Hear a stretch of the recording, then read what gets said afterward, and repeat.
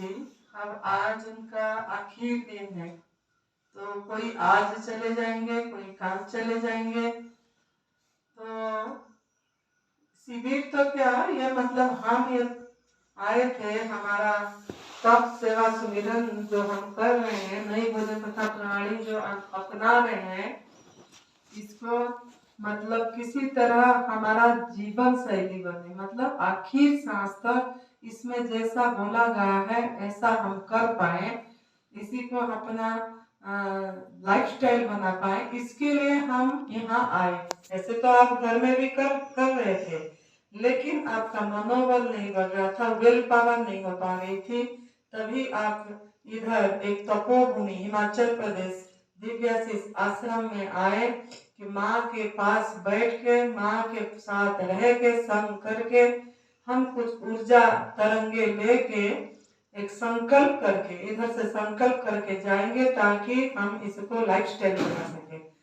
तो आज मेरा यही संदेश है आप लोगों को कि देखिए, ये हम जो जीवा इंद्रिय है, ये जीवा इंद्रिय बहुत सबसे बड़ा एकदम पावरफुल इंद्रिय है, शक्तिशाली इंद्रिय है, क्योंकि इसमें हम दो काम करते हैं। जीवा जो यंत्र है, इसमें दो काम होते हैं, एक बोलना और एक रसना लेना, मतलब रस लेना और बोलना भी मीठा। तो दोनों चीज में बहुत महत्वपूर्ण चीज है।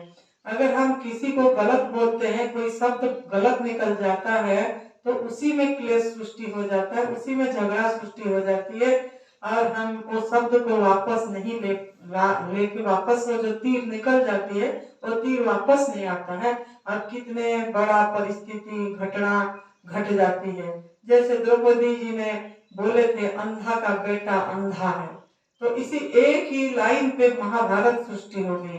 तो हम इसीलिए सावधानी बरतना है, सावधानी ही ध्यान है। हम जो सुमिरन करते हैं, थोड़ी देर के लिए ध्यान में बैठते हैं, कीर्तन करते हैं, भजन करते हैं, लेकिन ध्यान क्या है ये भी समझना है। ध्यान ये है कि सावधानी, हर समय की सावधानी। जैसे हम कोई जाता है, कोई बच्चे रोड पे जाता है, तो हम बोलते हैं कि बेटा ध्यान से जाना। तो क्यों बोलते हैं कि सावधानी बरतना, कि जब रोड क्रॉस करोगे तो आप देख के क्रॉस, इधर भी देखना, उधर भी देखना, फिर क्रॉस करना। तो ध्यान, वो भी ध्यान है। तो इसी तरह हम ये जीवा इंद्रिय के प्रति ध्यान देना है। ध्यान, क्योंकि ये त्याग का मार्ग है, ये तप सेवा सुमिरन का मार्ग, नई भोजन तथा प्रणाली का मार्ग, ये त्याग का मार्ग है। तो हम सेक्रीफाइस, जितना हम त्याग करेंगे उतना हमको लाभ मिलेगा। अगर हम त्याग नहीं सीखे तो हमको कुछ भी लाभ नहीं मिलेगा। देना सीखना है, लेना नहीं। हर समय देना है, बांटना है, त्याग करना है। जैसे हमको बहुत जोर टॉयलेट लगती है और हम कोई बाथरूम में गया है, तो उसको हम वेट करते हैं, जब कैसे मुश्किल से वेट करते हैं, जब वो निकलता फिर जाते हैं, जब हम मल निकाल देते हैं, त्याग कर देते हैं, तभी जाके हमको आनंद मिलती है, तभी हाय अच्छा लगा बोलते हैं। इसी तरह, क्योंकि त्याग करने से ही आनंद मिलते हैं। जब जब हम त्याग के मार्ग में आगे बढ़ते जाएंगे, तब तब हमको बहुत आनंद की, मस्ती की अनुभूति होगी, एक होश की अनुभूति होगी। तो आपको होश पूर्वक ध्यान रखना है अपने जीवा के प्रति। ये मेरा आज का संदेश है आखिर दिन में, कि हमको जीवा के प्रति ध्यान देना है कि बोल क्या रहे हैं और ले क्या रहे हैं। दो चीज पे देखना है, बोल क्या रहे हैं और ले क्या रहे हैं। बोलने से पहले कोई भी हम एकदम कुछ हम बोलने के पीछे खड़े नहीं होते हैं, डबल एरो करना चाहिए, डबल एरो। हम हर समय यही चीज करते हैं, तो बोलते कम है, मतलब बोलना अगर डबल एरो नहीं करेंगे, मतलब क्या, साखी में, होश में नहीं रहेंगे कि जो बोल रहा है क्या बोल रहा है और किसको बोल रहा है। तो इस चीज के डबल एरो, दो तीर रहना चाहिए हर समय, अपने तरफ भी और बाहर दूसरे की तरफ भी। अपने तरफ ये देखना कि हम सही शब्द बोल रहे हैं किसी को, कि वो उसी को हमारा काम आएगा, ये जो हम बोलने जा रहे हैं, कि हम व्यर्थ बोल रहे हैं, कि वो हमको सलाह नहीं मांगी है और हम बोलते जा रहे हैं। तो ये सब चीजें देखना है, क्योंकि जीवनी शक्ति इसमें भी खर्च होती है, बोलने में भी खर्च होती है। और भोजन अगर हम करते हैं, भोजन सूक्ष्म आहार नहीं लेते हैं और ज्यादा भोजन करते हैं, आग में पकाया हुआ भोजन लेते हैं, मिल्क प्रोडक्ट लेते हैं और बीड़ी, सिगरेट, शराब, नशा करते हैं, और चारों सफेद चीजें जो मैदा, चीनी और टाटा समुद्री नमक, मिल्क, ये सब लेते रहते हैं, तो ये सब हमको बहुत जीवनी शक्ति खर्च होती है किसी को हजमा करने में, डाइजेशन करने में, और ये हमारा आहार ही नहीं है। जब 100 डिग्री सेंटीग्रेड में चढ़ जाती है भोजन, तो वो मुर्दा हो जाते हैं, मृत हो जाते हैं, मुर्दा भोजन हम करते हैं। तो इसके लिए ध्यान देना है आप लोगों को कि हम भोजन क्या दे रहे हैं और बोल क्या रहे हैं। बस ये दो चीज पे प्रति अगर आप ध्यान देंगे तो आपका जीवन सहज हो जाएगा, सरल हो जाएगा, बच्चों की तरह आपका मन हो जाएगी। मन एकदम मन बच्चों की तरह होना चाहिए, बच्चा जिंदा रहना चाहिए अपने अंदर, बचपना जिंदा रहना चाहिए। हम बचपना को मार दे रहे हैं, जैसे जैसे उम्र बढ़ रहा है हमारा बचपना ही खो दे रहे हैं। बचपन में कितना मस्ती में रहते थे, कितना आनंद में रहते, कितना खेलते थे, हंसते थे, कोई चिंता नहीं थी, निश्चिंत जीवन जीते थे। ऐसे ही माँ बाप के ऊपर सब छोड़ देते थे। ऐसे ही ये तप सेवा सुमिरन का मार्ग में अपने आप को आपको पूरी तरह गुरु जी के चरणों में समर्पित कर देना चाहिए। विविचवान गुरु जी ने अपनी 30 साल का अनुभव रखे हैं, तो उसके प्रति आप अपना के अमल कीजिए।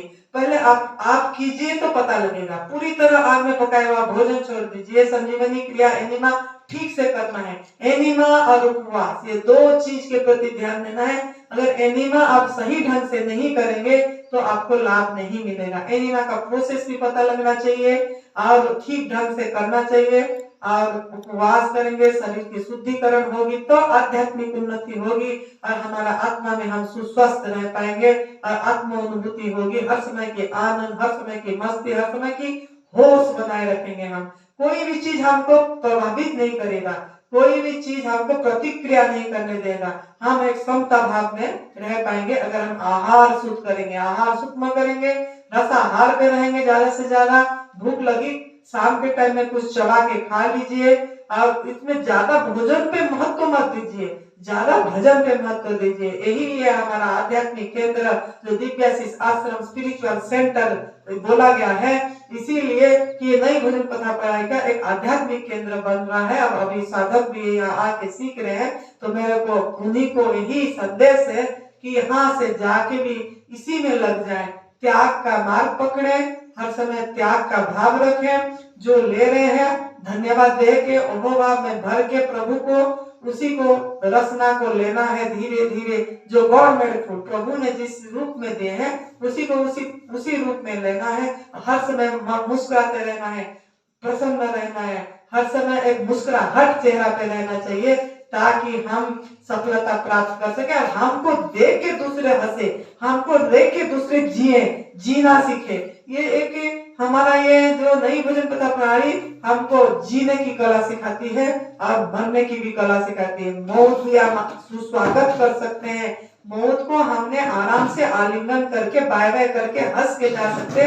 और बाद में आप अमर तो शरीर नहीं होगा, आत्मा अमर है, लेकिन आप ऐसे आदर्श बन के जाइए कि आप अमर होके जाएंगे। आपको देख के, आपका जीवन को, जिंदगी को देख के लोगों को नया जिंदगी मिलेगी आप चले जाने के बाद भी। इसी तरह आपको जीना है। अगर त्याग का मार्ग पकड़ेंगे तो हम जिंदगी, नया जन्म होगी हमारा, और हमारा नया जन्म को देखेंगे कितने लोगों को नया जन्म मिलेगी।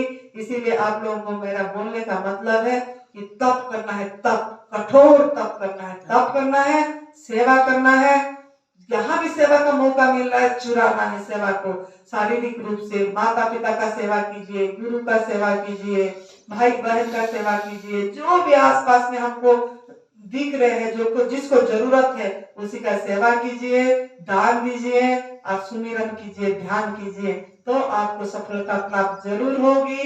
तो आप लोग खुश रहिए, मस्त रहिए, हर समय तंदुरुस्त रहिए, ये मेरा शुभकामना है आप लोगों को। और आप लोग यहाँ से हंसते हंसते जाइए और फिर आइए और यहाँ आपका लाभ उठाइए। तपोभूमि का इस ऊर्जा का निर्जला करिए, निर्जला लंघन, ना खाना ना पीना को बढ़ाना है। जितना करेंगे उतना आपको लाभ मिलेगा। तो खुश रहिए, हर समय आनंद में रहिए। जय तंदुरुस्ती, जय